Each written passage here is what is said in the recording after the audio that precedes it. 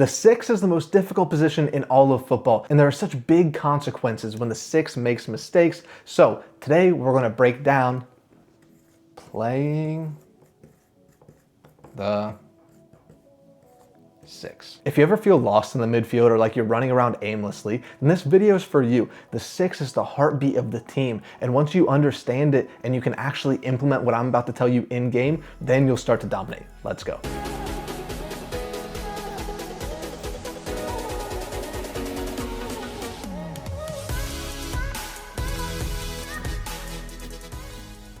So you'll have to excuse my art here and my pen, but I'm gonna draw a soccer field or a football pitch to the best of my ability here. Typically, most teams are lining up in a back four, and this space right here is what is so crucial for every team. So the first question is, what is the 6? A lot of people don't understand the numbers associated with the midfield positions, the 6, the 8, and the 10. So here's what the 6 is. So the 6 operates in the space right here in front of the back line. They're really the shield for this back line, and they're looking to protect this back four in the central areas. And we all know the central area is the most dangerous area of the pitch. So that 6 is really the protector sitting into that midfield role to protect the back line so that they don't get isolated in the 1v1 situations. Now we're gonna make this simple today. Duty number 1 for a 6 is winning the ball. Now it sounds really simple, but it's not just winning the ball, it's understanding the right areas where you actually need to win the ball. Because too often, midfield players get caught running out of position, trying to defend wide areas, getting pulled out by opposition that might be technical and smart, moving you around, and then your midfield is opened up and your defenders are exposed. So let's say the opposition is lined up in a 4-3-3. Maybe they have one attacking mid, or maybe they have 2 attacking mids, and that causes a little bit of trouble. If they're in a single pivot, they've got 2 attacking mids, and you have to figure out, do I drop in and defend the striker if he pulls into the midfield? Do I attach myself to one of the opposition 10s or their 10 or their 8? These are the questions that you have to ask yourself. And the real answer here is anticipation.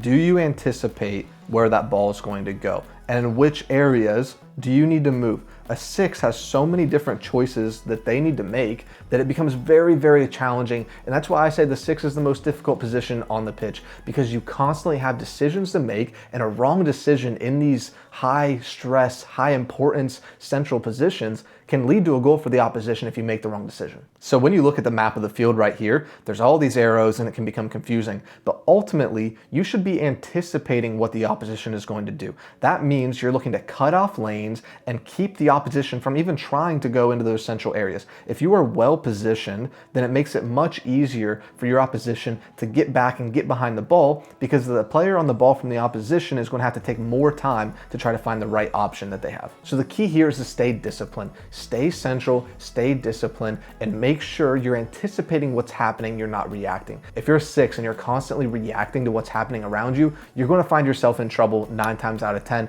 against decent opposition, because the 6 cannot be reactive, they have to be proactive.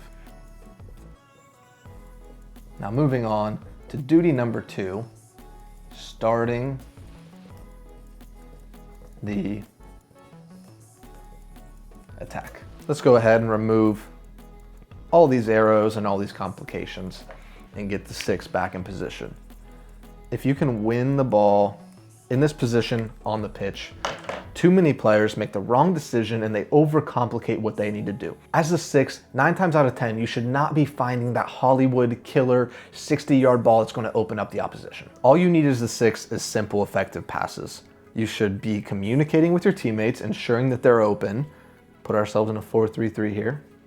When we win this ball, you should not be immediately looking to dribble. You should be looking to find one of your midfielders, 6, 8, or a 10, or a wide player, whether that's a fullback, whether that's a winger.